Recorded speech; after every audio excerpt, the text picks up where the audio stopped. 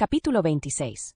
De acordo com o grande Ludwig, o corpo humano é o melhor retrato da alma, e portanto, como o corpo, o espírito humano tem os seus cânceres, tumores e órgãos infectados. Assim como a função do fígado é a de esgoto para os venenos do corpo, a alma tem os seus órgãos para conter e isolar as emissões tóxicas do sofrimento humano. É um axioma dos esperançosos que aquilo que não mata fortalece. Mas a verdade é que um sofrimento tão mortal só pode ser contido no isolamento desse reservatório de veneno por algum tempo. Como o fígado, ele só consegue lidar com uma certa quantidade de veneno antes de começar a apodrecer. Sobreviventes do santuário já haviam passado por mais do que seu quinhão de agonia. Some-se a isso a perda da esposa e do filho e o horror dos acontecimentos no porão de Kitty. E Clays estava a um passo de se afogar no seu passado. No dia seguinte à batalha de mentira no Campo de Prata, ele ia entregar um par de botas que estava desenvolvendo para a campanha iminente. Artigos de couro eram uma das habilidades que Clays aprenderá no santuário. Por isso estava a caminho dos fabricantes de botas da New York Road. Bosco incutira em Callie a ideia de que botas boas só vinham depois da comida e das armas em matéria de importância para um exército. Clays ia passando pelo mercado, lotado porque estava acontecendo a feira semanal de cavalos, quando roçou em Daisy carregando seu filho. Ele andou por mais alguns metros e então parou. Mal observara o rosto da jovem, não a estava olhando diretamente, e passou por ela numa fração de segundo.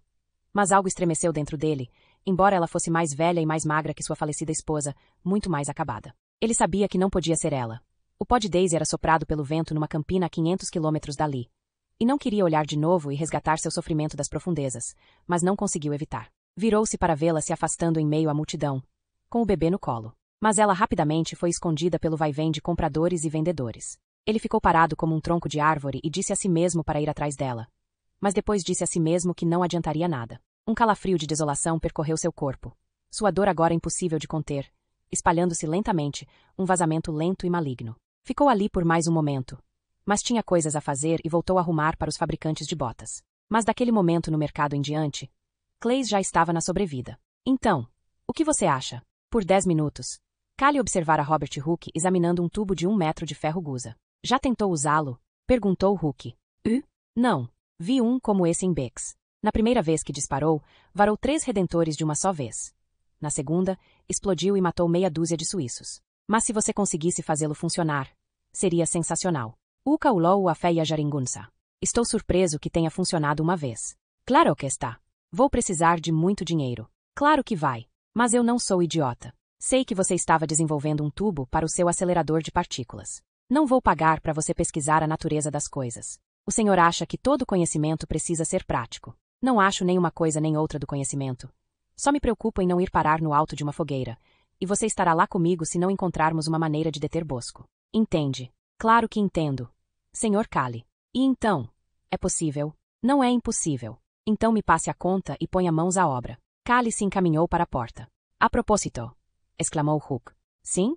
É verdade que cortou a cabeça de um homem porque ele mandou o senhor trazer um copo d'água? Até para alguém com a saúde de uma barata. A carga de trabalho de Callie teria sido mortal, e ele estava bem longe de ser saudável. A necessidade o obrigava a delegar. Candidatos não faltavam. Idris Puck e um relutante Kadiburi. Preciso cuidar dos negócios criminosos.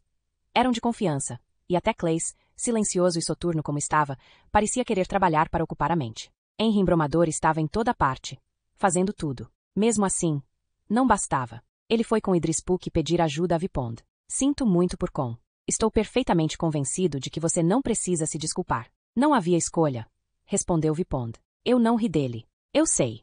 Mas, infelizmente, isso não importa. Você precisa trazer Bozzy e Card.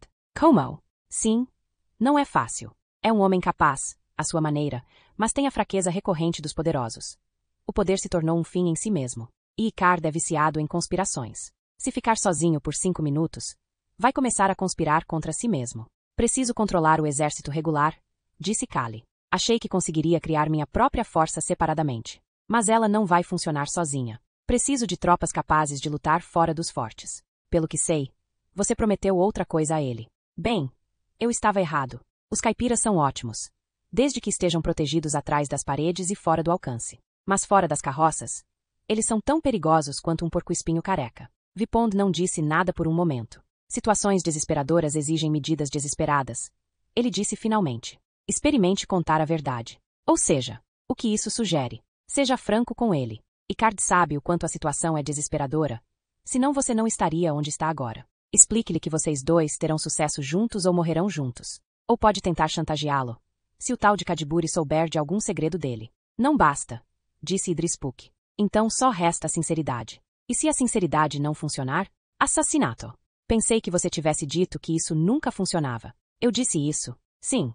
Extraordinário. Para surpresa de Kali, sua reunião seguinte com Boz e Card não só foi bem-sucedida, mas também agradável. Mentiras precisavam ser elaboradas. E sempre havia algo que você negligenciava e que revelava tudo. Era tenso, mentor. Contar a verdade.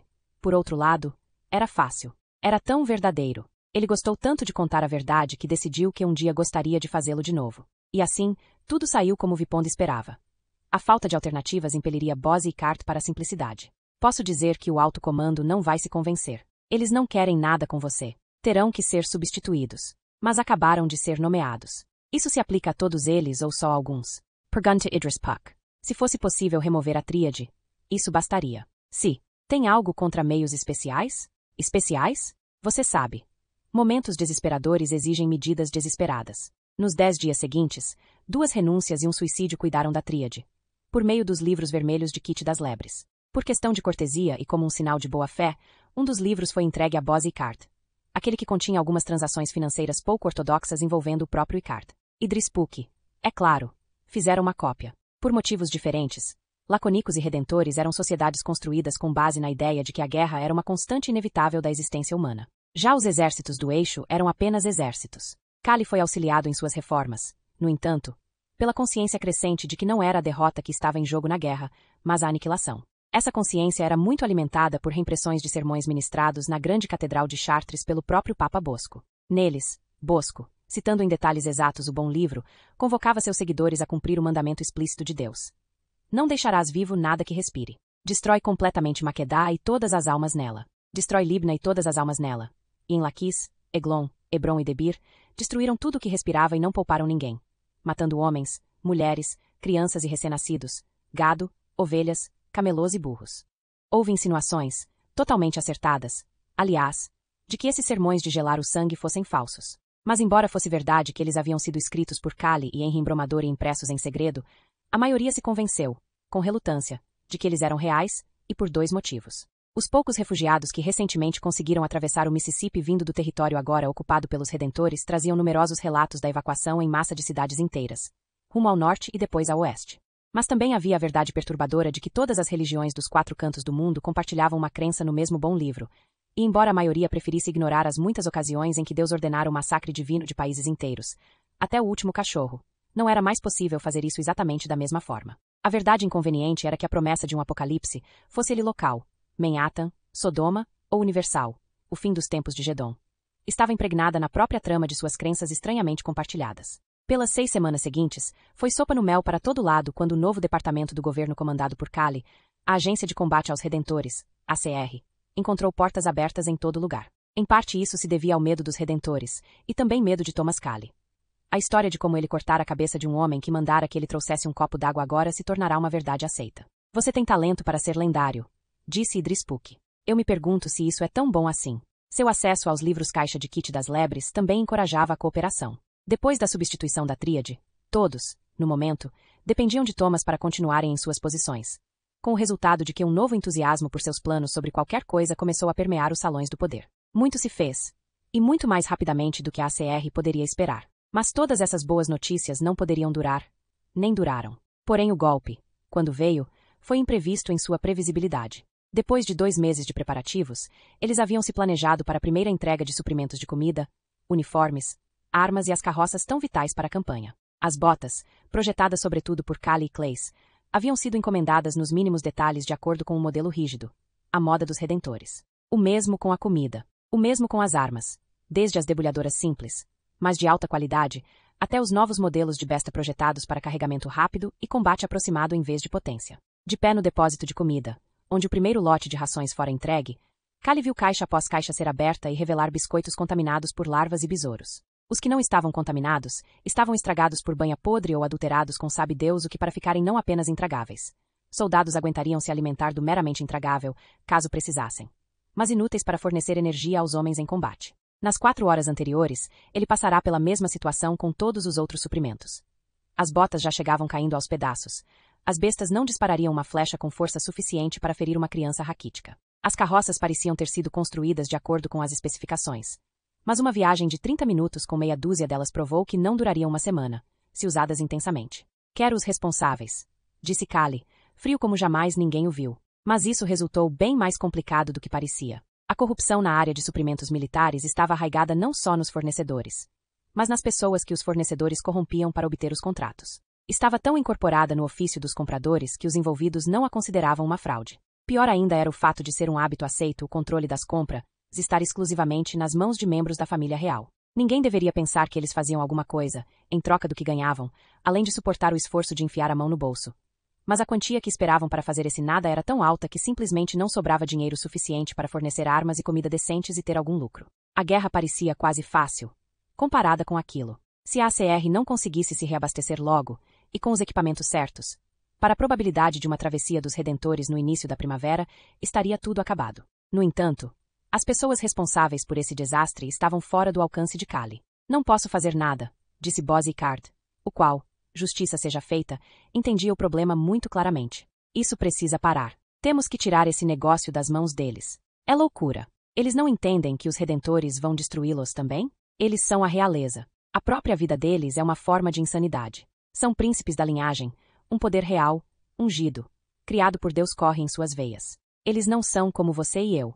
E eu pensei que os Redentores fossem doidos. Bem-vindo ao resto do mundo, disse Icard. Se eu intervier, serei trancado numa cela em menos de uma hora. Que bem isso faria a você? Deve haver outra solução. Ou seja, depende de você. Está no comando agora. Eu tenho o seu apoio? Não. Mas, faça o que fizer, capriche. Gil já sabia havia algum tempo que Callie conseguirá se cobrir sobretudo com a glória roubada da grande vitória dos Redentores em Bex. Mas tudo o que ele descobria era vago e generalizado. Nada muito melhor do que os mexericos que as pessoas repetiam na rua. Ele também tinha um relato de terceira mão do julgamento de Con e um de primeira mão de sua execução. Junto com o amplamente aceito boato de que Callie rira e fumara enquanto a cabeça de Con quicava pela Quai des Moulins. Se apenas, ele pensou, o que se falava na lides espanhola sobre os espiões redentores fosse verdade. As únicas pessoas a seu soldo eram criminosos, os únicos simpatizantes, párias e desajustados. Mas Gil começava a perceber que com Callie o negócio não era mais separar os fatos da ficção. Tornará-se importante não ignorar, por mais ridículas que fossem, as histórias dele com mais de 2 metros de altura ou cegando um assassino apenas levantando a mão. Embora a história de ele ter cortado a cabeça de alguém porque a pessoa pedirá um copo d'água lhe parecesse totalmente plausível. Algo em Callie fazia com que as pessoas o vestissem com suas esperanças e medos. O fato de que tinham medo dele e mesmo assim alimentavam expectativas ridículas em sua capacidade de salvá-los era um todo interligado. E não faziam isso só os tolos e desesperados. Veja Bosco. Ele era o homem mais inteligente que Gil conhecia. No entanto, nada abalava sua crença em Callie. Mas isso não impedia Gil de tentar. Ele está ficando poderoso. Santidade. Então, disse Bosco, isso prova que Icard e Zog são mais inteligentes do que eu imaginava. Ele sabe ou consegue adivinhar o que pretendemos fazer. Isso é uma grande ameaça para nós. Eu acho que não. Sua ciência do nosso plano de atacar através de Arnhelan poderia ter sido grave. Mas na época ele não conseguiu convencer ninguém a lhe dar ouvidos. Agora que estamos à beira do Mississippi no norte e trancamos a passagem Brunner para Leeds no sul, é perfeitamente óbvio o que vamos fazer. O que ele sabe ou consegue adivinhar não importa. Só que desta vez não enfrentaremos nenhum prodígio covarde de Zog. Callie sabe o que faz. Claro. O que mais você esperaria da mão esquerda de Deus? Ele sorria. Mas Gil não sabia ao certo que tipo de sorriso era aquele. O que o fato de ele estar diretamente contra nós diz sobre o plano de Vossa Santidade de causar o prometido fim do mundo? Pensei que fosse nosso plano. E o plano de Deus. Ainda o mesmo sorriso. Mereço coisa melhor, santidade, do que ser ridicularizado por uma palavra mal colocada. É claro, Gil. Aceito a correção. O Papa implora o seu perdão. Você sempre foi o melhor dos servos para a mais dura de todas as causas. O sorriso desaparecera. Mas o tom de seu pedido de desculpas era errado mesmo assim. O que significa, santidade, isso de Callie estar contra nós? Significa que o Senhor está nos enviando uma mensagem. Que é? Não sei. É culpa minha não entender o que ele está me dizendo. Mas, afinal, eu sou um dos seus erros. Por que ele não conta e pronto? Isso era perigoso. E assim que falou, Gil desejou ter ficado de boca fechada. Porque meu Deus é um Deus sutil. Ele nos fez porque não queria ficar sozinho. Se ele precisa ficar nos dizendo o que fazer e intervindo por nós, então não somos mais do que bichos de estimação, como os cãezinhos de colo das putas ricas da lides espanhola. Deus insinua porque nos ama. Então por que vai nos destruir? Por que não? Pensou Gil assim que disse isso, emendar uma blasfêmia com outra ainda maior. Mas ele não levará em conta quão inteligente seu estranho comandante era. Eu mesmo pensei muito nisso. Por que, Senhor, Me pedir para fazer algo tão terrível. Os caminhos de Deus são misteriosos. Acho que talvez ele seja mais misericordioso e amoroso do que eu pensava. Fui arrogante, ele acrescentou com amargura. Por estar tão furioso com o que a humanidade fizera com seu filho unigênito. Agora acredito que, assim que todas as nossas almas estiverem reunidas, ele irá nos refazer. Mas desta vez à sua imagem. Acho que é isso. Acho que é por isso que precisamos fazer essa coisa revoltante. Mas não tem certeza? Bosco sorriu, mas esse sorriso foi mais fácil de interpretar. Era de simples humildade. Peço que lembre minha resposta anterior. Ficou claro que a audiência estava encerrada. E seria melhor ir embora antes de dizer algo ainda mais idiota. Gil fez uma reverência. Santidade. Ele já estava com a mão na maçaneta quando Bosco falou novamente. Vou lhe mandar alguns planos hoje à tarde. Sim, santidade. Vai dar um pouco de trabalho, mas tenho certeza de que é necessário. Seguro morreu de velho e tudo mais. Quero que você recue os canteiros navais do Mississippi uns 150 quilômetros. Posso perguntar por quê? Santidade? Sua voz demonstrava claramente que ele achará a ideia absurda. Mas Bosco não pareceu notar. Ou decidirá não notar. Sei eu foscale tentaria destruí-los. É sábio se acautelar. Eu acho. Lá fora, andando pelo corredor, uma ideia se repetia na mente de Gil. Preciso pensar num jeito de abandoná-lo.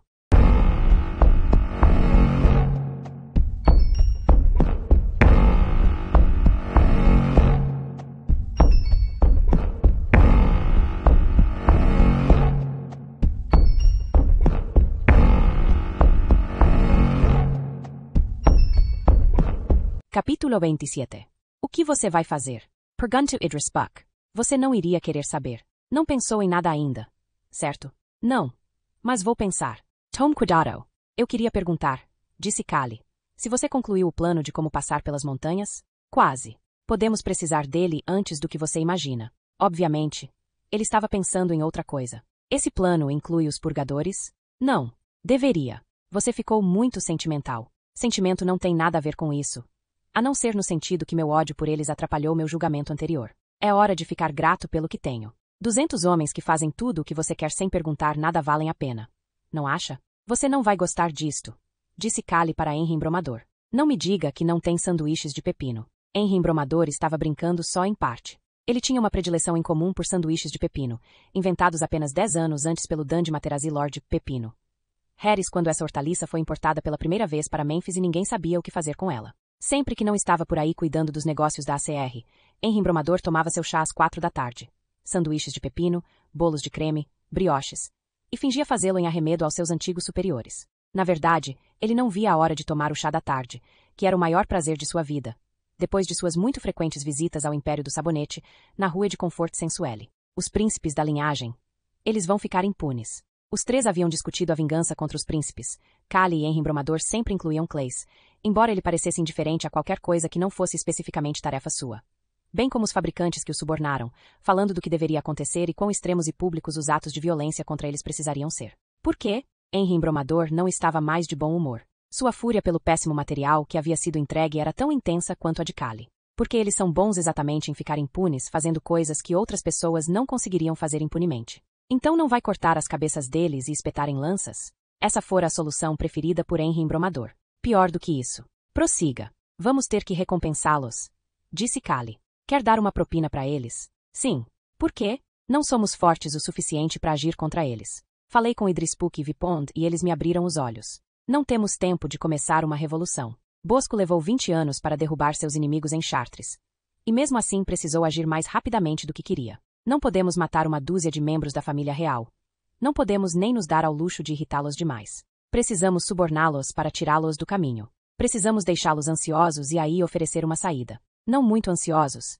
E uma saída generosa. Complicado, mas possível. E os donos de fábricas? Podemos fazer o que quisermos com eles. Houve um breve silêncio. Caralho! Gritou Henry Embromador, verdadeiramente frustrado e furioso. Prometa que se ainda estivermos vivos quando isto acabar, vamos voltar e fuder esses caras. Diga que vamos fazer isso. Põe o nome deles na lista, disse Callie, rindo, junto com todos os outros. Vamos considerar as ações de Thomas Callie e como elas aconteceram. O salvamento de Riba de uma morte terrível, embora apenas depois que ele fugiu. Sua volta um tanto relutante para salvar seus não exatamente amigos. O vandalismo de quebrar a linda espada de Danzig. A matança de homens que dormiam. O resgate de Arbel Materazzi. A execução impiedosa de Solomon na Ópera Vermelha. A recuperação do bobo da corte, Simon Materazzi. Arbel salva de novo. A libertação de Con em Silbury Hill. Causa de muito arrependimento. A assinatura do mandato da execução da donzela de Blackbeard Lace. O envenenamento das águas nas montanhas Golan. A destruição e invenção dos campos, nos quais 5.000 mulheres e crianças morreram de fome e doenças. O estrangulamento de Kit das lebres. A queima da ponte depois de Bex e o perjúrio no julgamento de Conmaterazi. A essas ele agora acrescentava o rapto e assassinato dos 20 comerciantes que considerava responsáveis pelo lixo entregue aos seus depósitos na semana anterior. Nus como vermes, os homens foram pendurados em frente aos palácios dos príncipes reais da linhagem que aceitaram suas propinas. Seus corpos foram horrivelmente mutilados, narizes e orelhas decepados, lábios e dedos costurados segurando moedas em suas bocas sem língua e mãos fechadas. Seus olhos esquerdos foram arrancados, suas vesículas, consideradas a sede da ganância, removidas. Em volta dos pescoços, folhas de papel, mais tarde distribuídas a centenas pela cidade, revelavam a terrível natureza de seus crimes contra cada homem, mulher e criança cujas vidas eles estavam dispostos a vender para ganhar dinheiro. O panfleto estava assinado. Os cavaleiros da mão esquerda. Para ser estritamente justo com Cali e Henry Embromador, os homens haviam sido assassinados de forma tão rápida e indolor quanto o tempo e as circunstâncias permitiam. A terrível tortura infligida neles como lição para o resto fora executada depois que já estavam mortos. A história não pode julgar. Ela é escrita pelos historiadores. Somente o leitor, de posse dos fatos, pode decidir se teria agido de forma diferente naquelas circunstâncias, ou previsto adequadamente as consequências de seus atos. Nas paredes dos palácios onde os corpos foram pendurados, uma sentença fora escrita em espanhol arcaico. Por ser uma afetação da aristocracia usar entre eles um idioma que já não era falado na Espanha havia várias centenas de anos. Pesado ha sido en balança, e fuiste hallado falto. Uma tradução ampla disso poderia ser, foste pesado na balança e descoberto em falta. Uma observação que não faria sentido para o populacho, mas era bastante ameaçadora para os 12 príncipes da linhagem envolvidos em aceitar dinheiro dos mortos pendurados de ponta cabeça diante de suas mansões. Cali deixou que se preocupassem por 24 horas, e então Idris Puck, em nome da ACR, entregou um grande saco de dinheiro para compensá-los pela perda dos rendimentos dos seus contratos totalmente legítimos com os falecidos donos das fábricas, que agora a ACR se via obrigada, em face da grave emergência nacional, a controlar, no interesse de todos. Os 12 príncipes da linhagem consentiram porque não sabiam ao certo o que mais fazer. Já haviam sido ameaçados, embora não soubessem exatamente como, e recompensados, embora não soubessem exatamente por quê. Não apenas houve muito pouco alarde com relação ao rapto, tortura e assassinato dos homens, que não haviam pisado em nenhum tribunal, muito menos seus acusadores. Ao contrário, houve um clamor para extirpar qualquer outra pessoa envolvida, e muito apoio, dos cortiços para cima, aos cavaleiros da mão esquerda e seus métodos. Uma semana depois que a lides espanhola fora abrasada pelos assassinatos, Robert Hooke recebeu uma visita de Cali, que vinha ouvir seu relatório inicial sobre a possibilidade de fabricar armas. Não há nada de errado com a ideia das armas, disse Hooke, enquanto eles examinavam o ferro de atirar que custará tão caro. É a prática que é o problema. O salitre perverso comprimido nesta ponta é demais para o ferro. Por isso ele explode. É simples assim. Na verdade. Então arranje ferro melhor. Não existe. Ainda não. Quanto tempo? Não faço ideia. Meses, anos. O tempo é insuficiente. De qualquer forma. Então é só isso? Não. Talvez não. Eu estava conversando com Henry Embromador. Ele me disse que tornou suas bestas muito mais fáceis de carregar. Mas isso significa que elas são muito menos potentes. Não precisamos que sejam potentes. Elas são para o combate aproximado. A 1 metro e pouco. O senhor nunca me disse isso. E daí? E daí? Faz toda a diferença. Qual a distância máxima a que vocês combaterão? Alguns metros, na maior parte dos casos. Nossos homens estarão atrás de paredes de madeira, o mínimo possível de combate corpo a corpo. Os redentores usarão armaduras? Sim. Mas nada muito pesado. Mas imagino que começarão a se proteger mais. Hooke baixou o olhar para o ferro de atirar. Então não precisa disto. Ele mostrou um grande projétil de chumbo, do tamanho de um ovo de galinha. Também não precisa disto. Ele indicou para Cali uma mesa coberta com um pano, e o puxou como um prestidigitador revelando um bolo mágico numa festa infantil. É só uma maquete de madeira, mas o senhor entende o princípio. Era parecido com o ferro de atirar, um tubo fechado numa ponta e aberto na outra, mas cortado na metade para mostrar o mecanismo interno. O segredo, disse Hooke, é não sobrecarregá-lo. É preciso usar a quantidade certa de salitre perverso, o mínimo possível, e algo leve para ser disparado pela outra ponta. Quão leve? Hooke abriu um saquinho de lona e espalhou o conteúdo sobre a mesa. Era só uma coleção de pregos, pequenos estilhaços e pelotas de metal, até algumas pedras. Era difícil ficar impressionado. O principal é acertar o tamanho da carga de salitre. Toda vez. Sem querer ofender, mas seus homens exageram. Então pensei, por que não pôr uma carga padronizada num saquinho de lona, fácil de usar, sempre a mesma carga? Então pensei, por Por que não fazer o mesmo com os projéteis de metal e pedra? Então, ele disse, empolgando-se com a própria genialidade, eu pensei. Por que não pôr os dois dentro de outro saquinho? Fácil de carregar e rápido pra cacete. Brilhante. Vai funcionar? Venha ver. Hook levou Callie para fora, onde 2 de seus assistentes estavam perto de um cano de ferro muito parecido com o ferro de atirar, preso numa morsa de madeira. A uns 10 metros dali havia um cachorro morto amarrado numa tábua. Hook, Callie e os assistentes se abrigaram atrás de um pavês. Um dos assistentes acendeu um pavio na ponta de uma longa vareta e o estendeu cuidadosamente até o ferro de atirar. Como ele estava tentando se expor o mínimo possível, foram necessárias algumas tentativas para acender o tambor. Olhando através de orifícios no escudo, Callie viu o salitre perverso no tambor se acender num clarão, seguido alguns segundos depois por um bang. Alto. Mas não tão alto quanto ele esperava. Eles aguardaram alguns segundos e então Hook andou em meio à fumaça densa, seguido por Callie, até o cachorro morto. Ele esperava ver algo terrível, mas de início pensou que o tiro devesse ter errado o alvo. Não errara. Ao menos não completamente. Quando Hook apontou os ferimentos, viam-se claramente meia dúzia de fragmentos de prego e pedra incrustados bem fundo na carne do animal. Pode não matar, mas leve um tiro desses e não fará nada além de gemer de agonia por algum tempo. E o melhor é, se só for usado contra fileiras cerradas e de perto, cada tiro ferirá mais 2 ou 3 de uma vez. Quantas vezes por minuto dá para carregar e atirar? Conseguimos 3. Mas não estamos em condições de batalha. Eu diria, com pessimismo, 2. Eles passaram mais 1 hora discutindo os homens e materiais de que Hook precisava e onde os novos ferros de atirar poderiam ser forjados. E quão confiável seria a produção. Acho que não haverá problemas. A pressão destes vai ser muito mais baixa. Então não deve ser muito difícil conseguir a qualidade de que precisamos. Além disso, imagino que já ficou bastante claro o que vai acontecer se eles entregarem algum artigo de segunda. Ele olhou para Callie. Pensativo. Todos sabem que foi o senhor. Callie devolveu o olhar. Todos sabem que fui eu que ri de Con quando ele morreu. Todos sabem que fui eu que cortei a cabeça de um homem que me mandou trazer água. Huxorio. Todos sabem que foi o senhor. Todos. Disse Bozzy Card. Sabem que foi ele. Era uma vez uma velha. Disse Fanchave em resposta, que engoliu um pássaro. Não entendi. Veja bem. Ela engoliu o pássaro para pegar a aranha que engoliu para pegar a mosca que engoliu. Você quer dizer alguma coisa? Mas estou irritado demais para suas bravatas. Eu só estava sugerindo que mesmo que a cura não seja tão ruim quanto a doença, Thomas Callie pode fazer muito mal ao senhor. Mas não a você? Pode. Sim. Nós temos 4 servos para cada lacônico. Nossos camponeses são o sal da terra, não escravos. Não os matamos sem compaixão. Por isso não temos medo de que venham nos cortar a garganta enquanto dormimos. Nós somos uma nação. Realmente duvido disso. Mas é claro que vocês estão no meio de um maravilhoso experimento para testar sua confiança. Vai ser tão interessante, se Callie tiver êxito, verificar se sua plebe voltará alegremente à vida de trepar com ovelhas e mascar capim. Aonde quer chegar? Se é que quer chegar a algum lugar? Quero dizer que é preciso saber a hora de parar de engolir. Quer saber como a canção termina? Não particularmente, disse Bozzy Card. Mas é encantadora. Era uma vez uma velha que engoliu um cavalo. Ela está morta. É claro.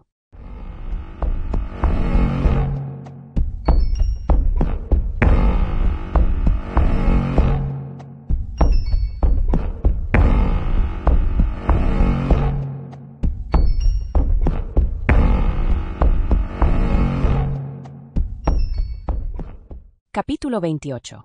Fanchave ofereceu 100 laconicos para treinar o novo exército modelo. Os 3 garotos, Clays cada vez mais silencioso, estavam com Idris Puck, comendo ostras com suco de limão acompanhadas por um sancerre duro e seco para cortar o sal. Obviamente, não pode confiar nele, disse Idris Puck, apreciando tanto o mistério do que Fanchave estaria tramando quanto as ostras e o vinho. Mas de que forma não pode confiar nele? Ele não espera que eu acredite que ele vai fazer isso por ter um coração bom. Ele não acha que sou tão idiota. Então quão idiota ele acha que você é? Ao ouvir isso, Henry Embromador deu uma gargalhada deliciosa. Kleist nada. Nem parecia estar ouvindo. Acho que Fanchave percebeu que podemos derrotar Bosco, e eles querem estar do lado que não vai perder. Nesse momento, Artemisia se juntou a eles. Ostras, Querida? Pergunta Idris Puck. Não, obrigada. Ela disse docemente. Na minha terra isso é comida de porco. Ele se divertiu muito com isso, o que a surpreendeu bastante, pois sua intenção era colocá-lo no seu lugar. Por alguma razão, ela desconfiava erroneamente de que ele a considerasse inferior. Ele se voltou para Callie. Como Fanchave pretende explicar aos redentores a presença de tantos laconicos? São só 100. Ele vai dizer que são renegados. Tudo bem. Você não acredita nele. Mais uma vez. Como você não acredita nele?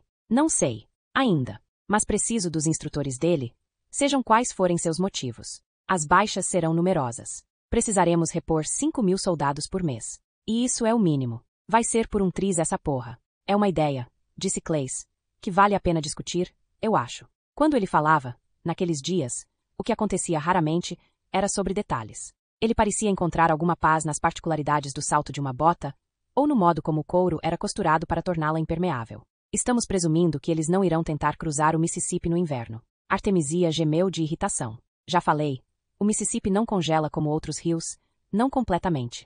Ele vira uma massa de blocos de gelo se partindo e batendo uns nos outros. Traiçoeiro não é nem de longe o termo adequado. Eles não chegarão em grande número até que a primavera esteja bem adiantada. Acredito em você, disse Claes baixinho. Mas você disse que eles não podem chegar em grande número. E daí? Então seria possível atravessar? Não com um exército ou qualquer coisa do tipo. Claes não reagiu à interrupção irritada. Apenas continuou em seu tom monótono. Mas seria possível atravessar com uma pequena tropa. De que isso adiantaria? Não estou falando dos redentores atravessarem com uma pequena tropa. Estou falando de nós atravessarmos para o lado deles. Houve um breve silêncio. Para fazer o quê? Perguntou Kali. Você disse que vai ser por um triz. Vai! E se você tivesse mais tempo? Meses, talvez um ano inteiro. Continue.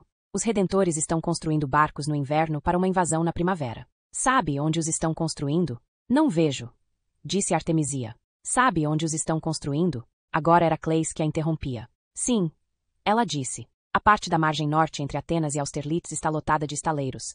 Mas os redentores recuaram os canteiros, junto com os construtores, até Lucknow, para poderem controlar a construção da frota. Quer dizer que todos os barcos deles estão num só lugar? A maioria? Até onde sei. Então, se pudéssemos passar com uma tropa de, digamos, 1.000 homens para o outro lado do rio, no início da primavera, talvez, poderíamos atacar Lucknow e incendiar a frota deles. Eu não conseguiria atravessar com 1.000, disse Artemisia. Ou nada perto disso. Quantos? Então? Perguntou Kali, claramente empolgado. Não sei. Eu precisaria falar com os barqueiros. Não sei. 200. Não sei. Talvez. Valeria Aurisco, disse Kale. Meu povo é que iria se arriscar, disse Artemisia. Desculpe, disse Kale. É verdade. Mas se pudesse ser feito, eu teria que comandá-los. Ela disse. Kali não ficou feliz com aquilo. Preciso de você aqui e viva. Seus batedores são os olhos e ouvidos das carroças fortes. Era verdade, mas não era o único, nem mesmo o principal motivo. Além disso, ele mentiu. Dita a regra que o homem, a pessoa que inventa o plano, tem o direito de colocá-lo em prática. Artemisia olhou para Claes. Você tem grande experiência fluvial e conhece a margem norte do Mississippi em Halicarnassus? Não. Eu tenho grande experiência fluvial e, por acaso, a margem norte do Mississippi em Halicarnassus é minha. Isso fez até Claes sorrir. Eu abro mão, ele disse. Kali olhou para ele de forma pouco agradável. Há outro problema, disse Idrispuk. Você é especialista em assuntos fluviais e em Halicarnassus, além de todas as suas outras realizações? Não, querida. Não sei nada sobre isso. É mais política. O que a política tem a ver com isso? Tudo acaba desaguando na política, de uma forma ou de outra. Você diria que essa é uma empreitada arriscada? Claro. Você poderia facilmente fracassar. Então? Kali tem razão, disse Artemisia. Se há uma chance, mesmo que limitada, de causar tantos danos, precisamos aproveitar. É a minha vida e a da minha gente. Eu não estava, infelizmente, me preocupando tanto com a vida de 200 pessoas.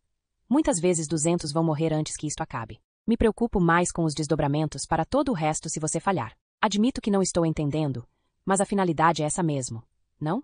Você quer que eu pareça uma garota burra. Demodo Algam, respondeu Idrispuk. Mas pense nisso. Se você atacar no fim da primavera, essa vai ser a primeira ação do novo exército modelo contra os redentores. Certo, ele tem razão, disse Kali, vendo uma esperança de impedi-la. O resto do exército não precisa saber de nada, a não ser que nós vençamos, disse Artemisia. Eu estava falando de política, disse Idrispuk. Você pode esconder isso do exército e do povo, se tomar cuidado, mas consegue esconder de Bose e Card do alto comando?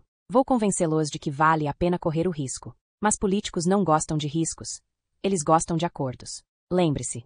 Eles têm tanto medo dos redentores que estão dispostos a pôr um garoto maluco no comando. Ele está falando de você, disse Henry embromador para Kali. Caso não tenha entendido. Estão no fio da navalha. Todos eles. Aí, a primeira coisa que você lhes oferece é uma derrota vergonhosa. Eles vão implorar para que Bosco negocie enquanto as cinzas da fogueira desta jovem ainda estiverem quentes. Vocês podem viver sem essa vitória, mas talvez não consigam conviver com uma derrota. Vale a pena correr o risco, disse Artemisia. Não sei ao certo se vale, retrucou Idrispuk. Kali teve a sua chance e tratou de não desperdiçá-la. É uma ideia nova. Precisamos pensar a respeito. Pensar a respeito e dizer não, é isso que você quer dizer, retrucou Artemisia. Não é verdade. Fale com seus barqueiros. Veja o que eles acham. Trace um plano. Quando estiver pronto, falaremos de novo a respeito. Depois que Artemisia saiu, Callie se virou para Claes. Você não dá um pio há meses. E de repente não quer mais calar a boca. Você deveria ter avisado que ela estava aqui só como enfeite.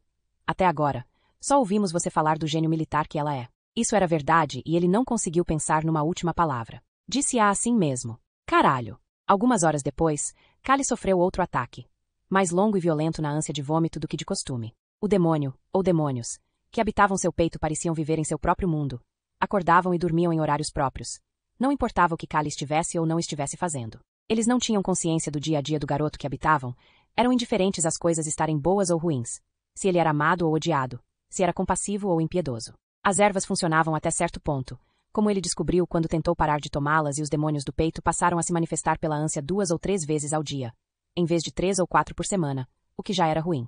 Quanto à fedra e morfina, ele não tivera nenhum motivo para tomá-la de novo e não estava procurando um. A horrível depressão depois do uso durará 2 semanas, e lhe fizera sentir que ele havia tomado um gole de morte engarrafada. Ele tentou oferecer as ervas a Claes, mas este recusou, irritado, dizendo que não tinha nenhum problema e não precisava do ajudante da velha afiar para ficar bem. Até nos melhores dias, Callie só conseguia trabalhar em períodos curtos e frenéticos, parando sempre para descansar e dormindo 12 horas ou mais ao dia. Por mais que isso fosse uma desvantagem sob alguns aspectos, ele se sentia péssimo quase o tempo todo. Também produziu alguns efeitos úteis. Ele não podia ficar em nenhuma reunião por mais do que alguns minutos. E havia uma abundância delas para drenar a vitalidade de qualquer ação que precisasse ser empreendida. Nunca uma presença amigável para a maioria das pessoas. O comparecimento de Callie a qualquer reunião era tenso a ponto de ele parecer quase à beira da violência furiosa. Como ele não tinha escolha, seu caráter, que já era determinado, desabalava por decisões complexas e perigosas, tomando-as como se estivesse encomendando carne para os guardas da casa de Arbel em Mênfis. Estranhamente, em algum lugar de sua mente danificada, às vezes, era onde ele ficava mais alerta e afiado. Havia um lugar ali, isolado do mundo exterior, que ele vinha construindo desde o primeiro momento em que chegará ao santuário. Depois de tantos anos de uso prolongado, esse lugar de recolhimento era mais forte que a pele de uma pata de elefante. E necessário para afastar a loucura que estava destruindo o resto do seu ser. Faça isto. Dê-lhe aquilo. Tome isto. Ponha ali. Faça de novo. Solte estes. Enforque-os. Nada disso minimizava o quanto ele dependia dos seus amigos. Ele sorria ao dizer: me tragam soluções, não problemas. Resolvam vocês. Cada vez que preciso responder a uma pergunta idiota, pensem que estão batendo mais um prego no meu caixão. E naquele momento, funcionava. Cada um deles podia se valer do medo, do terror e da esperança que a reputação de Callie inspirava. Até Vipond, homem poderoso como poucos, e que agora conhecia até melhor a natureza do poder, tendo perdido tanto dele, ficava assombrado com o que só podia descrever como a magia que os outros investiam em Callie. Eu já falei, disse Idris Puck, que se deliciava a cada oportunidade de se mostrar superior ao meio-irmão. O espírito da época o permeia. Ele tem grandes habilidades, mas não é por isso, ou não é principalmente por isso que está em ascensão. Olhe para Alois Utler. Você poderia encontrar 1000 tontos como ele despejando opiniões medíocres em qualquer cervejaria do país. Mas Alois tinha em si o espírito da época. Até que não o teve mais. Quando as pessoas estão ameaçadas de aniquilação, observou Idris Puck, não é difícil entender por que queriam acreditar que a mão esquerda de Deus está do seu lado. Nessa ocasião, ele estava tagarelando sobre Callie em sua presença. Henry Embromador projetou o queixo para o seu amigo. Que pena que ela só tem você. Então, sua doença, disse Idris Puck, está se tornando uma espécie de bênção. Que bom que você acha isso. Não para você pessoalmente, é claro. Mas Bosco não disse que Thomas Callie não é uma pessoa? Sim. Mas ele também é doido. Mas não burro. Estou certo. Você pode não estar sempre certo. Mas concordo que nunca está errado. Todos riram com isso. Idris Puck deu a Ambrose. Talvez, em sua loucura, ele reconhecesse algo que nós só estamos começando a ver. As pessoas acham fácil projetar suas esperanças pavorosas sobre você, a mão esquerda da morte, de fato, mas que está do lado deles. Pode ser que quanto menos você seja visto agindo, quanto menos for uma pessoa como eles, mais poderoso você fique. Ele suspirou com enorme satisfação. Eu fico impressionado comigo mesmo. Mais risadas. Nós podemos usar isso. Contra o cansaço da doença, havia o prazer de trabalhar nas táticas do novo exército modelo. O treinamento ia melhor do que Callie imaginara. Protegidos pelas carroças, e usando armas baseadas em ferramentas que estavam acostumados a usar no trabalho, horas a fio, todos os dias de suas vidas, a confiança dos soldados camponeses aumentava. A mais eficaz dessas armas caipiras era a debulhadora, Um bastão de 1 metro a 1,5 metros de comprimento ligado por uma corrente a outro bastão de uns 50 centímetros. Esses homens estavam acostumados a usá-los 10 horas ao dia depois da colheita. E os bastões curtos, girando, geravam uma força tão poderosa que poderiam ferir gravemente até um cavaleiro com armadura completa, quanto mais os combatentes redentores, menos protegidos. Mas, acima de tudo, eles trabalhavam para descobrir todos os pontos fracos das carroças de guerra. Henry Embromador mandava os arqueiros purgadores atirarem, em fileiras concentradas, contra os fortes de carroças para descobrir como proteger os ocupantes. E inventou passarelas cobertas com bambus e pequenos abrigos para os quais qualquer um apanhado do lado de fora durante um ataque podia correr para se proteger. Os redentores não demorariam muito para tentar usar algo como flechas em chamas para incendiar as carroças. Por isso ele mandava os soldados suíços, que seriam usados sobretudo para o combate fora do forte, e portanto não estavam sendo muito utilizados durante os ataques. Treinarem equipes para apagar as chamas antes que elas se espalhassem, usando principalmente baldes cheios de terra, e água apenas quando fosse indispensável. Eles se opunham a isso com uma veemência intrigante. Eram soldados e cavalheiros. Era degradante cavar terra, por isso os camponeses deveriam fazê-lo. Todos os seus ressentimentos pelas mudanças assombrosas que haviam sido obrigados a suportar se manifestaram nessa única questão da extinção das chamas. Do nada, Henry Embromador descobriu que estava com um motim nas mãos. Cali sempre zombava dele, dizendo que ele era tão bom menino. Até certo ponto isso era verdade. Mas como todos estavam acostumados com Cali, o contraste produzia um mal-entendido geral a respeito de Henry Embromador e do que ele era capaz. Ele parecia muito normal, de um jeito que Cali claramente não era. Mas experimentar a mesma brutalidade e mortalidade corrosivas da vida redentora. Aquilo fazia parte dele também. Percebendo que estava à beira de um desastre, seu primeiro instinto foi lidar com o problema à maneira dos redentores. Matando alguns dos revoltosos mais barulhentos e deixando-os apodrecer, onde todos pudessem ver o quanto eles estavam errados. Se ele estaria disposto a fazer isso e conseguiria dormir bem depois. Por sorte, foi algo não verificado. Um pouco de boa índole. Mas também um pouco de cálculo o motivaram a buscar outra solução primeiro. Henry Embromador, Cali e Clays tiveram longas conversas sobre quão realístico o treinamento de combate deveria ser. Os redentores levavam o lema, treine duro, lute fácil, a extremos. As batalhas redentoras de mentira nem sempre eram facilmente diferenciadas das verdadeiras.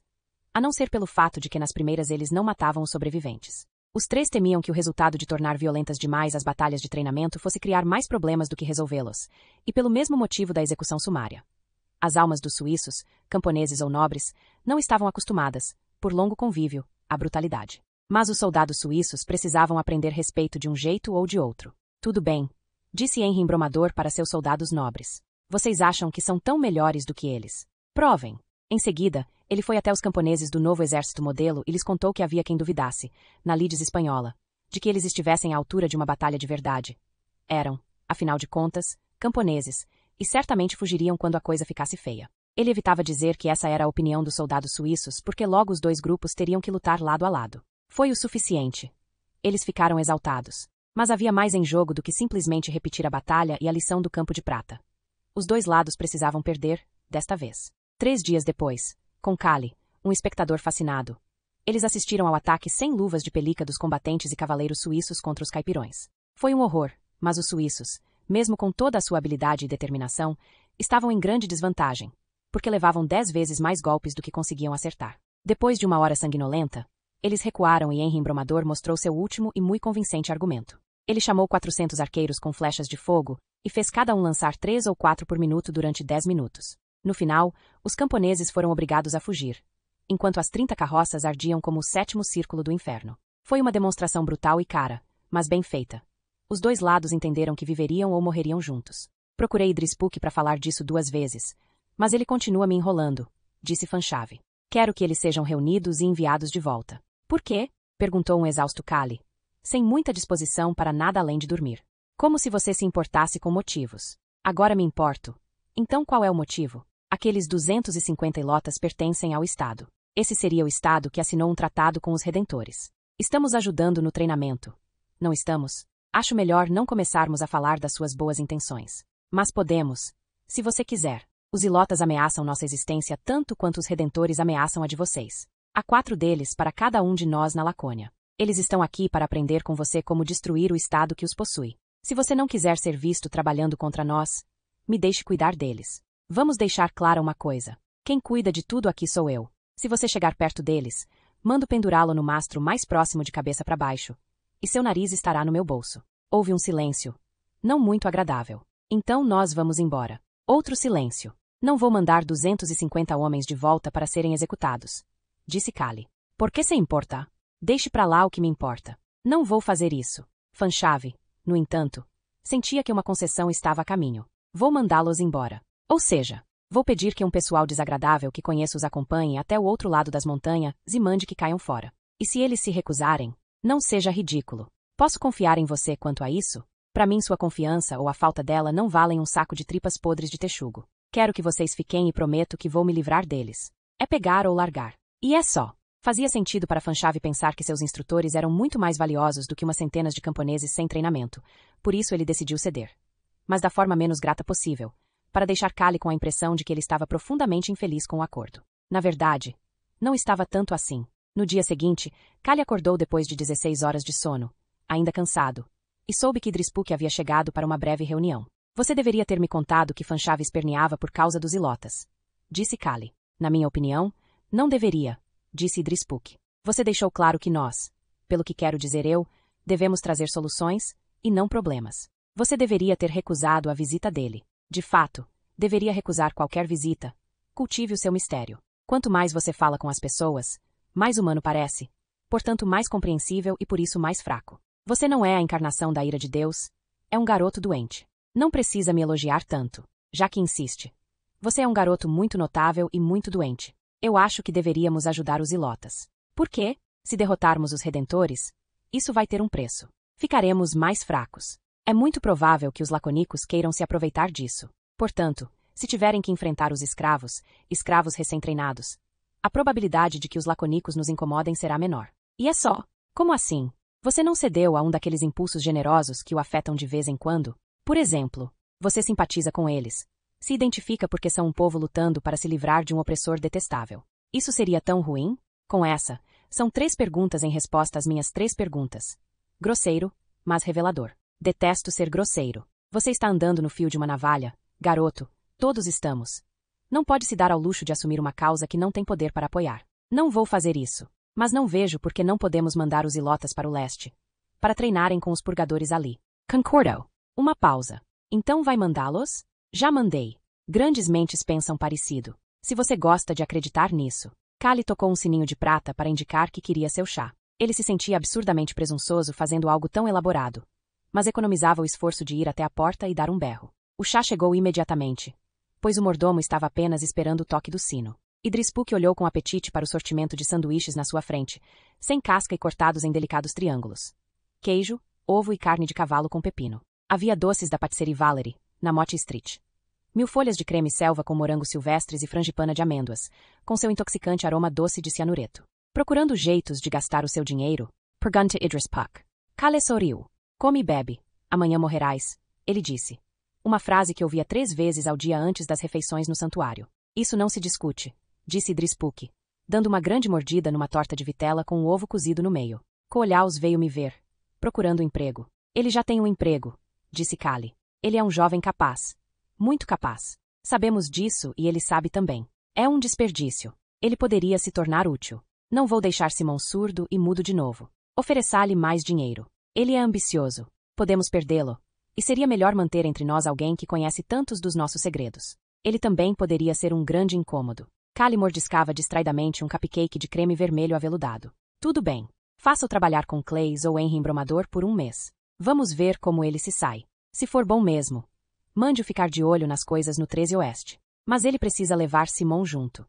Arbel vai tentar impedir-lo. Se Simon der ouvidos a ela, ficará de fora. Mande Koolhaus sozinho. Eles mantiveram um silêncio agradável por alguns minutos, apreciando o chá. Você deveria ir Veriba, disse Drispuk finalmente. Por quê? Precisamos fazer mais uso dela. Já tentei isso. Ela aprendeu gratidão com sua ex-patroa. Para sua grande irritação, Drispuk riu. Você tem uma expectativa muito elevada da capacidade alheia de sentir gratidão. Não. Já não tenho mais. Discordo. Você pediu que ela traísse o marido dela há pouco tempo. Aliás, não lhe deu nem tempo de se desiludir com ele. Bem, fico feliz que você ache engraçado. Eu evitei que aquela vaca ingrata fosse estripada ainda viva por aquele louco filho da puta do Picarbo. Drispuk continuou comendo um bolo durante essa diatribe. Quando terminou, pôs o prato na bandeja e disse. Sabe, eu tinha esquecido como você pode ser um pé no saco. Kali ficou surpreso, mas não pela recusa em reconhecer que seu ressentimento era totalmente justificado. Você se acha tão superior a todos. Não negue. Eu não ia negar. Então por que fica tão espantado quando os outros não satisfazem suas expectativas? Não dá para ter as duas coisas. Filho, você precisa se decidir. Ou então, futuramente, limite-se a realizar seus atos magnânimos de sacrifício somente para pessoas heroicas e excepcionalmente virtuosas. Idris Puck encheu uma xícara de chá para Kali e tocou a sineta. Ela fora um presente zombeteiro de Cadbury para Henry Embromador. Comprado quando ele descobrira que Henry pedia chá toda a tarde. O senhor tocou, disse o mordomo. Mais chá, Lascelles, disse Idris Puck. Muito bem, senhor, disse Lascelles e saiu. Você diz não esperar nada dos outros. No entanto, claramente espera que alguns abram mão de tudo. Por quê? Só as pessoas que arrisquei a vida para salvar. Há uma diferença entre o que as pessoas deveriam fazer e o que elas são capazes de fazer. Você nunca teve uma esposa ou um pai que dividisse a sua lealdade. Tenho certeza de que foi muito difícil, para ela, recusar um pedido seu. E é por isso que você deveria demonstrar um pouco de hombridade e fazer uso do remorso dela. Riba vai querer ajudar para provar que não é tão ingrata. Elas deveriam ter confiado em mim. Sem dúvida. Mas estavam com medo. Eu sei o que significa estar com medo. Sabe mesmo? Olhe, não tenho certeza de que isso seja verdade ou totalmente verdade. Lascelles voltou com o chá. Depois disso, Idris Puck mudou de assunto.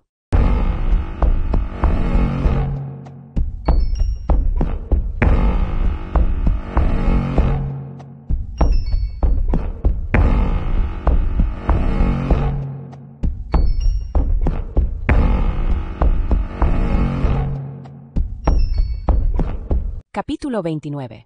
Você ainda está bravo comigo, disse Riba. Mais uma afirmação do que uma pergunta. Não. Tive muito tempo para esfriar a cabeça. Me dei conta de que pedi demais de você. Ela não acreditou em sua alegação de perdão, mas era igualmente necessário, para ela, agir como se acreditasse. O remorso e a política assim exigiam. Seu marido queria estabelecer boas relações com o agora poderoso Kali. Como você está? Como você está vendo? Disse Kali sorrindo. Mais tarde, ela diria ao marido. Ele estava tão pálido que parecia amarelo esverdeado. E você? Muito bem. Houve uma pausa, e ela lutou para decidir se lhe contaria. Mas ela queria contar, desesperadamente. Eu vou ter um bebê. Oh! Você deve dizer. Que maravilha, querida. Fico tão feliz por você. Eu estou? Estou feliz por você. Ele riu. O negócio é que não consigo acreditar, na verdade, que uma pessoinha possa crescer dentro de outra pessoa. Não parece possível que isso realmente aconteça. É verdade, disse Riba, rindo também. Quando uma das criadas me mostrou sua barriga de 7 meses, gritei quando vi o bebê virando e a barriga se mexendo. Era como ver um gato dentro de um saco. Os dois sorriram um para o outro. Afeto, cálculo e ressentimento dispostos em camadas. Agora deve me perguntar para quando é. Não sei o que isso significa. Quando eu vou ter o bebê? Quando vai ter o bebê? Daqui a 6 meses. Mais uma pausa. Agora pergunte se quer um menino ou uma menina. Eu não estou nem aí. Ela riu de novo. Mas nada. É claro. Poderia ser como antes. Quero a ajuda do seu marido. Então vou providenciar que ele vá ver você. Não estou dizendo isso como um insulto. Mas quero ajuda de verdade, não o que a Hansa ofereceu até agora. Ou seja, diga você, algo melhor do que aquilo. Me mostrem. Sou só a esposa dele. Não posso falar por ele. Muito menos pela Hansa. Não. Mas pode falar com ele. Pode convencê-lo a não ficar malhando o ferro frio comigo. Não temos tempo. Estou falando sério. Se ele ficar de fora e eu vencer, não vou esquecer. Quero dizer que vou fechar a Hansa para nunca mais reabrir. E se você não vencer? Nesse caso, ele não terá com que se preocupar. Certo? Ela não sabia o que dizer. A questão não é só no que ele acredita ou o que ele quer. A Liga Hanseática não tem muita experiência com os Redentores. Eles acham que a reputação dos Redentores é só para assustar. É nisso que querem acreditar. Não diga que eu contei. Mas eles não enviarão tropas. De jeito nenhum. Não há nada que ele possa fazer a respeito disso. E se você solicitá-los, a Hansa fará você aguardar a resposta por meses. O que eu posso pedir? Dinheiro. Talvez. Não preciso de dinheiro, preciso de administradores. Pessoas que saibam fazer pedidos e abastecer, estocar, entregar, todas essas coisas que a Hansa sabe fazer. Não preciso de dinheiro. 500 pessoas boas bastarão. Foi um número pensado na hora. Já que é tão pouca gente, não precisa ser nada oficial. A Hansa não precisa ser vista fazendo isso. Mas quero essas pessoas. E quero agora. Ele olhou para ela e sorriu. Menti sobre o dinheiro. Quero dinheiro também. Quando Riba entrou em sua carruagem para partir, foi observada do segundo andar por Henry Embromador. Ele estava lembrando o dia em que se escondeu atrás de um morrinho no mato e a viu tomando banho nua num laguinho, toda curvas lindamente balofas, mas musculosamente volumosas, macias e molhadas. E lembrava também o formigamento no peito quando ela distraidamente abriu as dobras no meio de suas pernas. Mas isso acontecerá em outro mundo. 2 minutos depois, Henry embromador se juntou a Callie para tomar o que restara do chá da tarde. Como foi? Ele perguntou. Ninguém ama a gente, disse Callie. Nós nem ligamos, respondeu Henry embromador. Naquela noite, Callie teve Artemisia em seus braços pela última vez. Se a nudez e o abraço dos dois sugeria calor, havia uma grande e fria distância entre eles, por mais que as peles se tocassem. Callie, sem experiência nos motivos pelos quais ela não fechava mais os olhos quando ele beijava seu rosto, não sabia como se sentia ou o que fazer a respeito. Ele jamais gostara de alguém e parara de gostar antes. Como algo tão próximo como estar dentro de alguém. Que estranho era isso, que estranho. Podia se transformar numa distância tão grande, tão de repente. Quero atravessar o rio, ela disse. É complicado. Isso é o que as pessoas dizem quando estão para negar algo. A uma criança, quero dizer. Ele se afastou dela e se sentou na cama, procurando seus charutos. Só restava metade de um. Ele o acendeu. Precisa fumar agora? Preocupada com minha saúde? Eu não gosto. Ele não respondeu, mas continuou fumando. Eu quero ir. Ele continuou sem dizer nada. Eu vou. Ele se virou para olhá-la. Eu vou. Não importa o que você diga. Talvez você tenha notado, ele disse finalmente, soprando um longo penacho de fumaça no quarto. Que sou eu quem diz às pessoas o que elas vão fazer. Ah! Então é isso que vai fazer? Vossa enormidade? Mandar-me prender? Vai me enforcar na porta do Prada para servir de exemplo? Você está delirando. Precisa tomar alguma coisa. Eu vou. Ele olhou para ela. Então vá. Isso tirou um pouco do ímpeto dela. É alguma das suas pequenas trapaças? Ela disse finalmente. Não. Ela se levantou, totalmente nua. Quase uma miniatura de mulher, comparada com Riba. Entendo. Consigo enxergar através de você até o outro lado. É um bom jeito de se livrar de mim. Certamente dava-se o caso que, imediatamente antes de ele dizer que ela podia ir, a ideia de que essa decisão resolveria 2 problemas estava em sua mente. Então sou um vilão se deixo você ir e sou um vilão se impeço você de ir. Você está disposto a me deixar arriscar a minha vida e as vidas de centenas de pessoas porque não tem coragem de terminar comigo. Me deixe poupar o seu trabalho. Não quero mais nada com você. Você é um mentiroso e um assassino. Os insultos livraram a cara dele. Ela tomara a decisão por ele. E uma sensação maravilhosa de alívio o inundou. E então? Ele disse, enquanto ela se vestia. Eu vou. Quer dizer que está indo embora ou que vai cruzar o Mississippi? As duas coisas. Ela se levantou, calçou os sapatos, saiu pela porta e tomou cuidado para não batê-la. O que você quer que eu faça? Callie perguntou a Idris Puck, depois de contar que dera permissão a Artemisia para cruzar o Mississippi. Devo mandar matá-la? Você teve uma péssima educação. Por que sua mente sempre se volta tão rapidamente para o assassinato? Kala riu. Tive sim. Mas agora tenho você para me dizer o que é certo e o que é errado. Você me entende mal. Se acha mesmo isso. É verdade que às vezes, não muito frequentemente, as regras morais colidem e você ofende alguém, independente da decisão que toma. Mas o mundo não é um lugar perverso porque as pessoas não conhecem a diferença entre certo e errado. 9 em cada 10 vezes, o caminho certo está bastante claro, a não ser por uma coisa. Que seria? Que não é do interesse ou desejo das pessoas fazer o que é certo. Claro, elas têm maneiras impressionantes de lidar com a ansiedade resultante, enterrando-a no fundo de suas mentes, ou melhor ainda, dizendo a si mesmas que o mau caminho que estão para escolher na verdade é o melhor caminho. Nunca houve um moralista que pudesse dizer qualquer coisa mais clara do que a regra de ouro. Existe uma regra de ouro? Zambucael. Existe, sim, garoto sarcástico. Trate os outros como você gostaria de ser tratado. Tudo mais na moralidade são só firulas ou mentiras. Callie não disse nada por algum tempo. Como? Ele disse finalmente. Devo aplicar isso ao ato de mandar dezenas de milhares de pessoas morrerem ou matarem outras dezenas de milhares de pessoas. Para sobreviver, precisei mentir, trapacear, matar e destruir. Agora preciso fazer a mesma coisa para que milhões de outras pessoas possam sobreviver comigo. Como sua regra de ouro me ajuda nisso? Me diga, porque eu gostaria de saber. Mas eu admito que há outros momentos em que a moralidade é muito complicada. Por isso temos tantos moralistas para nos dizer o que fazer. De qualquer forma, disse Callie, eu tenho minha própria regra de ouro. Que seria? Perguntou Idris Puck, sorrindo e também curioso. Trate os outros como você espera ser tratado por eles. Funciona sempre para mim.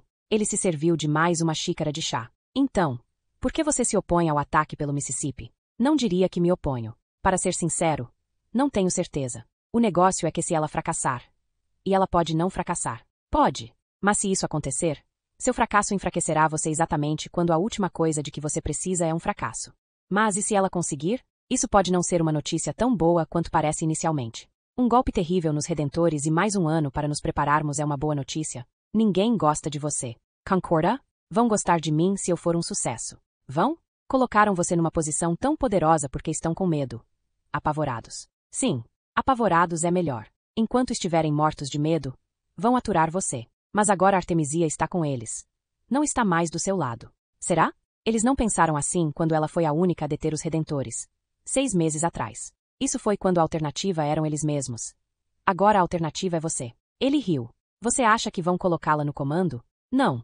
Mas vão começar a achar que superestimaram você. Eles adorariam isso. Não esqueça, já estão pensando no que fazer com você, não só se você fracassar, mas também se tiver êxito. Quando um homem ameaça o Estado, mate o homem. Isso também funciona ao contrário. Quando o Estado ameaça o homem, mate o Estado. Exatamente. É exatamente isso que eles temem. Que você mate o Estado, caso fique poderoso demais. Assim, um grande sucesso de Artemisia, que lhes dá mais um ano para a preparação, eles terão tempo para ficarem muito menos apavorados com os redentores, que agora podem ser derrotados por alguém que não é Thomas Cale, podem ser derrotados por uma simples mulher, de fato. Para você, a vitória dela seria tão boa quanto um buraco na cabeça. Cale suspirou. Tem certeza de que não está tornando isso mais complicado do que é? Idrispukka riu. Não. Não tenho certeza nenhuma. Quando eu soube que Richelieu morreu, aquela era uma mente sutil. Não pensei. Oh, Richelieu morreu. O que pensei foi: o que será que ele pretendia com isso? Ser político é ver uma desvantagem no fato de o sol nascer de manhã. Você se importa se eu comer o último bolo Eclis? Cale pretende a comê-lo. Idrispuk já havia comido um. Não. Ele disse. Idrispuk, como todos os grandes diplomatas, entendeu que isso significava não. Pode comer o último bolo, e não algo diferente. Ele deu uma grande mordida. Os dois ficaram em silêncio por um momento. Kant disse Idrispuk. Que? Immanuel Kant. Filosofo. Já morreu. Ele dizia que se você quiser saber se suas ações são morais, deve universalizá-las. Não sei o que isso significa. Se quiser saber se uma ação que você está para empreender é errada, deve se perguntar: e se todos se comportassem assim? Isso pareceu intrigar Cale. Idrispuk podia vê-lo pensando no seu passado. Nos homens que matou enquanto dormiam, nos poços envenenados, nas execuções de prisioneiros, na assinatura da sentença de morte da donzela de Blackbeard Lace, matar Kit das lebres, a morte dos donos de fábricas pendurados diante das casas dos aristocratas. Levou algum tempo. E então? Idrispuk finalmente perguntou. A donzela de Blackbeard Lace era uma boa pessoa, corajosa, mas tonta como Immanuel Kant. E se você fizer a mesma pergunta sobre as suas boas ações? E se todos se comportassem assim? E se todos enfrentassem os redentores como ela, colando cartazes e discursando, acabariam exatamente como ela, num monte de cinzas. Se você combater a crueldade com gentileza, o que desaparece é a gentileza, não a crueldade. Lamento muito pelos campos e pelo que aconteceu com as mulheres e as crianças da tribo. Tenho pesadelos. Mas eu não fiz aquilo por querer. Tradicionalmente, o inferno está cheio de boas intenções. Bem, não era exatamente uma boa intenção. Se eu precisasse fazer de novo, faria diferente. Mas não tenho essa oportunidade. Em vez disso, tenho pesadelos. Mas não toda noite. Quando você faz algo terrível, ou se joga do alto de um penhasco ou segue em frente. Eles ficaram em silêncio por um tempo. A não ser no caso daquele monte de merda do Solomon, nunca agi por malícia. Bem, tirando ele e algumas outras pessoas. Você riu quando mataram com Materazzi. E cortou a cabeça de um homem porque ele mandou você trazer um copo d'água. Cale sorriu, sem precisar salientar que nenhuma das duas coisas era verdade. É justo lhe avisar, acrescentou Idrispuk depois de um curto silêncio, que Immanuel Kant também dizia que é errado contar mentiras. Ele dizia que se você decidisse esconder um amigo que apareceu na sua casa dizendo que um assassino estava atrás dele, e depois o assassino batesse na porta e perguntasse se o seu amigo estava lá, pois precisava matá-lo, bem, que seria errado contar uma mentira. Você teria que fazer a coisa certa e entregar seu amigo. Você está brincando. Não estou, juro. Ele disse isso mesmo. Me diga, Idrispuk, se você se visse diante da sua morte e da morte de sua família pela mão dos redentores, ou de alguém como eles, quem você iria querer que ficasse entre vocês e eles? Eu ou Immanuel Kant? A maioria de nós experimenta dias assim. Do momento em que a primeira nesga de sol nasce até que ele se põe, envolto em rosa, tudo vai maravilhosamente bem, exceto as coisas que vão ainda melhor. O dinheiro chega inesperadamente em grandes quantidades. Lindas mulheres afagam seu braço como se não achassem nada mais maravilhoso do que o toque da sua pele. Um comentário casual demonstra que todos os que não amam você mesmo assim o têm em alta conta. Quem é tão desventurado que já não teve dias assim? Cale era tão bem-aventurado que teve dias assim por 3 meses, praticamente, a fio. E isso para alguém que diziam ter bandos de aves de mau agouro sempre pairando sobre sua cabeça. Não só funerais, mas o desastre parecia normalmente segui-lo por toda parte. Mas não durante os gloriosos 90 dias nos quais tudo o que ele tentava quase sempre funcionava. Os administradores da Hansa chegaram em 3 semanas, junto com os gênios do bloco de pedidos, das entregas por frete, dos esquemas de incentivo ao trabalho de qualidade, reforçados por ameaças de violência de Thomas Kaly. Eles centralizaram o planejamento de transporte para que o toucinho chegasse sem larvas, os biscoitos livres de besouros, e criaram trâmites burocráticos para garantir que quando carroças, armas ou cobertores precisassem ser substituídos, sempre houvesse algo disponível nos armazéns para abastecer essas necessidades. O treinamento dos camponeses nos seus fortes de madeira superava as esperanças de todos, à medida que eles absorviam com sofreguidão a sua dura preparação pela mão dos laconicos e purgadores. Nada de reclamações amotinadas, somente firmeza e vontade de trabalhar. Henry Embromador e o arrasado Clays cuidavam de cada ponto fraco que os redentores poderiam encontrar no projeto e nas táticas de Kaly, e pareciam especialmente inspirados ao criar soluções para as limitações que encontravam. O clima de ruptura com o passado, de revolução e metamorfose, parecia estar no próprio ar. Ainda sem saber que Kaly mentira sobre a ajuda aos ilotas, Fanchave, um renegado pelo sistema do tipo que toda sociedade rígida de bom senso tenta enquadrar, descobriu que gostava muito de destruir rebeliões entrincheiradas, contanto que não fossem as suas. Toda decisão parecia trazer resultados melhores do que o esperado. O talento do mal-humorado Coolhaus era proporcional à sua enorme ambição. Ele parecia ter a campanha toda, até a última porção de queijo, esquematizada no cérebro. Dentro de um mês, ele estava de volta com Kaly e Idris Puck. Ou Coolhaus sabia de tudo, ou sabia como descobrir. Mal parecia humano, como se possuísse um dispositivo mágico, capaz de pesquisar uma memória imensa e fornecer uma resposta instantânea. Coolhaus era irritante, condenável e tinha tanta imaginação quanto um tijolo. Mas como burocrata era uma espécie de gênio. Quanto a Simon Materazzi, ele descobriu que a guerra era uma mãe generosa para aqueles que eram desprezados em tempos mais pacíficos. Ansioso para se livrar do seu aristocrático fardo, Coolhaus passará muitas horas desmamando Simon da linguagem de Sinai e criando um sistema para que ele aprendesse leitura labial. Novamente motivado pelo interesse próprio, Coolhaus dedicou seu cérebro formidável à invenção de uma habilidade inédita. Tão ansioso para se ver livre de Coolhaus quanto Coolhaus queria se ver livre dele, Simon trabalhava por horas ao dia aperfeiçoando essa habilidade. Os dois já estavam planejando seu divórcio quando a proposta de Kaly chegará e revelara que aquelas eram suas últimas semanas juntos. Mas enquanto Coolhaus finalmente podia esfregar na cara dos outros a sua superioridade em quase tudo, exceto lidar com pessoas ou fazer qualquer coisa original, Simon descobriu o imenso prazer e a utilidade ainda maior de ser ignorado enquanto ouvia tudo o que as pessoas diziam. Os laconicos tinham o costume de jogar os bebês que nasciam aleijados ou cegos numa vala perto da capital. Por isso alguém como Simon era uma novidade, e eles o tratavam como se fosse um macaco divertido. Simon se vingava fazendo uso da completa descontração com a qual eles conversavam na sua frente para manter Kaly informado com detalhes surpreendentes sobre tudo o que eles estivessem tramando. O interessante era que mesmo se Simon tivesse nascido entre os laconicos, teria sobrevivido. Havia uma exceção em sua regra, tão férrea para todos os outros casos.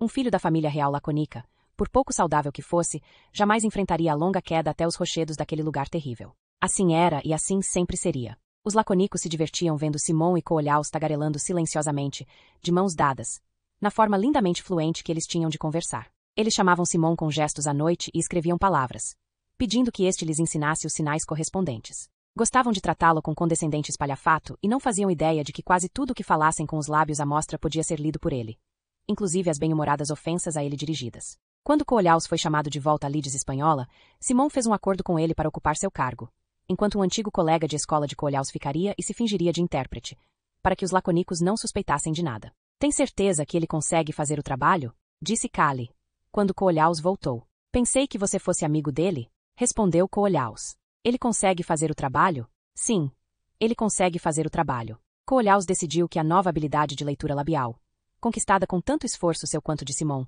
teria mais serventia se mantida em segredo. As coisas úteis que ele poderia descobrir, e de fato já estava descobrindo, aumentariam a reputação de Coolhaus como um homem com todo tipo de coisa na ponta dos dedos. Os preparativos para a travessia do Mississippi também estavam indo bem, e esperavam apenas pelo clima e pela autorização final de Kaly. Havia alguns espinhos nas roseiras de Kaly, mas aquele que mais diretamente o afetava era a introdução do racionamento, uma manobra exigida pelos burocratas da Hansa para evitar o pânico das compras, a acumulação e a escassez dos bens vitais para o novo exército modelo. Os argumentos deles haviam sido analisados, a mando de Kaly, por Coolhaus, e este concluíra que o pedido era irrefutável. O racionamento era tão vital para a derrota dos redentores quanto o fornecimento de armas. Será, é claro, disse Coolhaus, fazendo seu relatório à ACR. Necessário para o bem do moral público que essas restrições se apliquem a todos. Não pode haver exceções, ele declarou piamente. A não ser, naturalmente, no caso da família real. Por coincidência, Coolhaus fizera essa declaração enquanto Henry Embromador estava presente, tendo ele voltado brevemente à Lides Espanhola para discutir com Kaly os preparativos no oeste. Nem bem as palavras família real, Saíram de seus lábios. Coolhaus, ainda inexperiente, mas rápido no aprendizado, se deu conta de que cometeram um erro grave. Talvez pior do que grave. A temperatura caiu tão rapidamente, contou mais tarde Drispuk, deliciado, ao seu irmão, que pensei que o Polo Norte havia aparecido para tomar um chá. Meu Deus! Aquele Coolhaus é um babaquinha corajoso. Kali encarou Coolhaus, enquanto Henry Embromador puxou uma adaga que mandara fazer especialmente para seu uso pessoal, baseada na espada de Danzig entalhada, por motivos que ele se recusava a explicar, com a palavra "si" de cada lado do cabo. Ele ergueu a adaga como se fosse cortar a cabeça de Coolhaus, mas apenas a fincou no meio da mesa de nogueira lindamente entalhada à qual estavam sentados. O ódio de Henry Embromador pelos aristocratas da lides espanhola havia supurado de um desdém generalizado, resultante do ressentimento natural do Zähningen com os privilegiados, para uma particular ojeriza baseada na forma como ele havia sido tratado enquanto Kali estava no manicômio do priorado. A ideia de que ele teria que passar sem seus adorados sanduíches de pepino, enquanto a família real não seria afetada, era mais do que ele podia suportar. Por isso, ele fez pé firme. Houve uma breve pausa. Então, disse Drispuk, estamos de acordo. Racionamento para todos, exceto para a família real e os aqui presentes. Depois que Coolhaus e Drispuk saíram, o que aconteceu quase em seguida, Kali se virou para Henry Embromador e acenou para o punhal cravado fundo no meio da mesa. Eu não vou pagar isso, disse Kali. Ninguém te pediu para pagar, respondeu Henry Embromador. Houve um silêncio despeitado. Por quê? Perguntou Kali. Você não pode simplesmente dar um soco na mesa? Olha só. Está arruinada. Já falei que vou pagar. Mais um silêncio. Arruaceiro do cacete.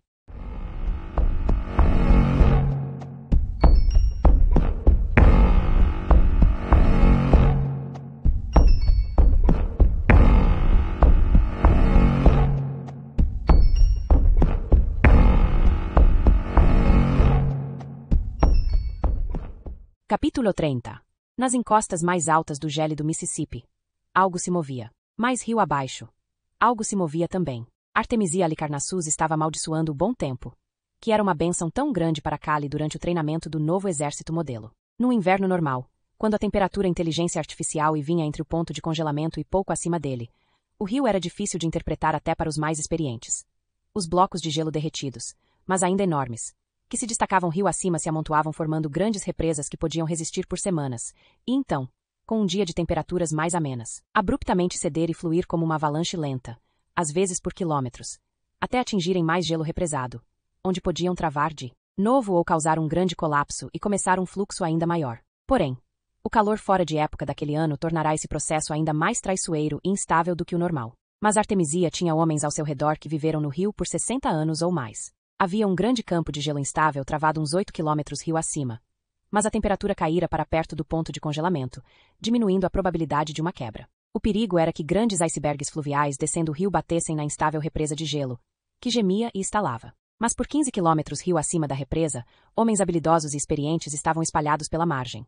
Cada homem amarrado a uma corda e sinalizando com diferentes tipos de puxões para o próximo tamanho dos icebergs, assim que eles passavam. Sobre a própria represa de gelo, homens estavam posicionados para vigiar a correnteza e sondar a estabilidade do gelo que o sustentava. Depois que escurecera, os soldados que fariam a travessia, embrulhados contra o frio como caros presentes, suportavam um êxtase de tensa espera. Então a ordem para arriscar chegou.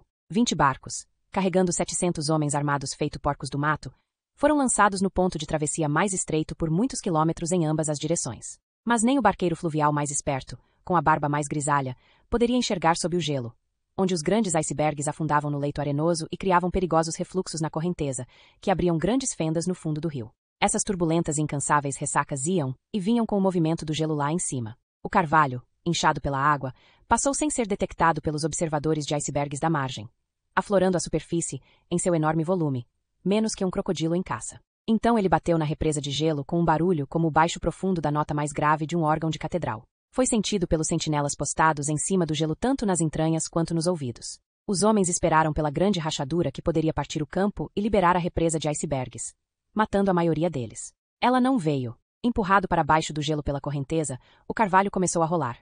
Lá se ia ele, como Moby Dick, para o fundo da represa, onde algumas horas antes 2 grandes garras de gelo haviam se formado. Ao redor delas, a correnteza, potente porém lenta, tornou-se num momento frenética, irresistível e louca, impelindo o grande tronco, encharcado e com 3 vezes seu peso original. Cada vez mais rápido à medida que o fluxo era comprimido mais e mais entre o gelo irregular e o leito do rio. De lado, o tronco arremeteu entre as 2 grandes pontas de gelo voltadas para o fundo, mandando tremores estranhos, mas incompreensíveis, para os cegos observadores lá em cima, enquanto ribombava e quebrava tudo bem abaixo deles. E então se soltou, a correnteza, agora em disparada, carregando o peso supersaturado da árvore numa rápida porém breve subida para a superfície, conservando o impulso das correntes que saíam em altíssima velocidade debaixo do gelo. A 13 km por hora, até um corredor comum poderia acompanhá-lo enquanto ele rumava para a frota de barcos. Mas não era a velocidade que importava, e sim seu tamanho e seu terrível peso ensopado. Mesmo assim, teria causado danos limitados se não tivesse batido de ponta numa rocha no meio do rio. O grande leviatã de madeira começou a virar de lado na direção da frota em lenta travessia. Apesar de todos os esforços para evitar isto, os 20 barcos haviam sido acumulados pelas estranhas correntes do dia, e não eram barcos pequenos. 35 homens em cada um. O carvalho nem bateu neles, na verdade, mas rolou por cima deles como se nem estivessem lá. Mal se ouviu um grito antes que cada barco afundasse na água e virasse de lado. Por causa da lotação, 11 barcos afundaram em menos de 15 segundos. A árvore sumiu na escuridão fria e úmida, deixando para trás, afogados, 384 homens e uma mulher. Quando Idrispuk terminou de dar a Kali a terrível notícia, o sol nasceu e um feixe quente de luz atravessou as janelas de vidro parcialmente translúcido, projetando delicados azuis e vermelhos sobre a mesa e iluminando a poeira brilhante no ar. Tem certeza? Perguntou Henry embromador. Como sempre.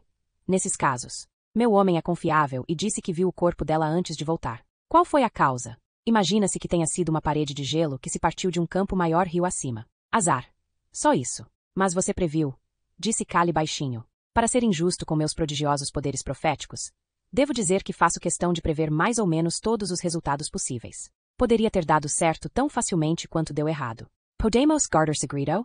Perguntou Henry embromador. Se todos tivessem sobrevivido ou todos se afogado, talvez. Agora não, eu diria que. Ela vai fazer muita falta, interrompeu Kali, num tom de voz constrangido e estranho.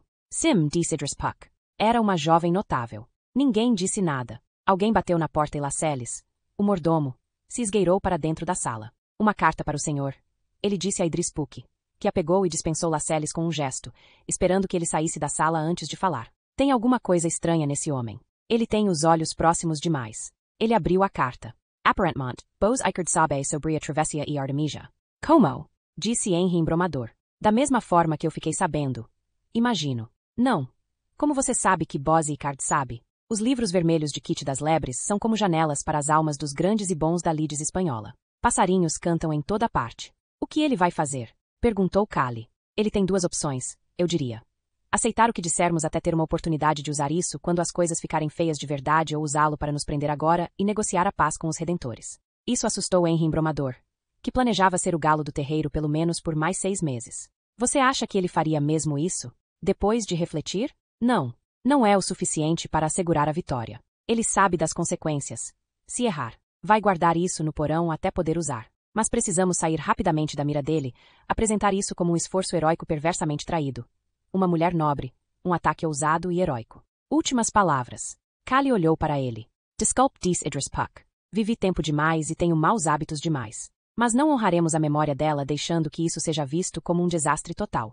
Precisa parecer um fracasso heróico. Foi um fracasso heróico. Somente se o apresentarmos como tal. As pessoas precisam de histórias de ousadia individual, de coragem e sacrifício altruísta, de quase vitória e punhaladas traiçoeiras pelas costas. Vamos esperar que haja dessas histórias. Então, disse Henry embromador. A esperança não tem nada a ver com isso, disse Idrispuk. Meu pessoal as está escrevendo agora mesmo. Estarão afixadas por toda a cidade amanhã de manhã. Ele se virou para Kali, sentindo-se malvado e cínico. Lamento pela sua perda. É uma pena que a morte a tenha levado tão cedo. Idrispuk deixou os 2 garotos. O sol suave raiando através das janelas como se a casa fosse uma catedral doméstica abençoada por anjos. Quando você vai partir? Kali disse finalmente. Amanhã. Ciro. Mais um longo silêncio. Também lamento por sua perda, disse Henry embromador. Não sei o que mais poderia dizer. Eu gostava dela. Ela não gostava de mim. Não no fim. Mais um silêncio. Bem, disse Henry embromador. É fácil interpretar você mal. Uma risadinha sardônica de Kali. Henry embromador continua tentando reconfortá-lo. Não foi culpa sua. As coisas são assim e pronto. Não sei, disse Kali, depois de um momento. Não sei o que sinto por ela, agora que está morta. Não estou sentindo o que deveria. Isso é certeza.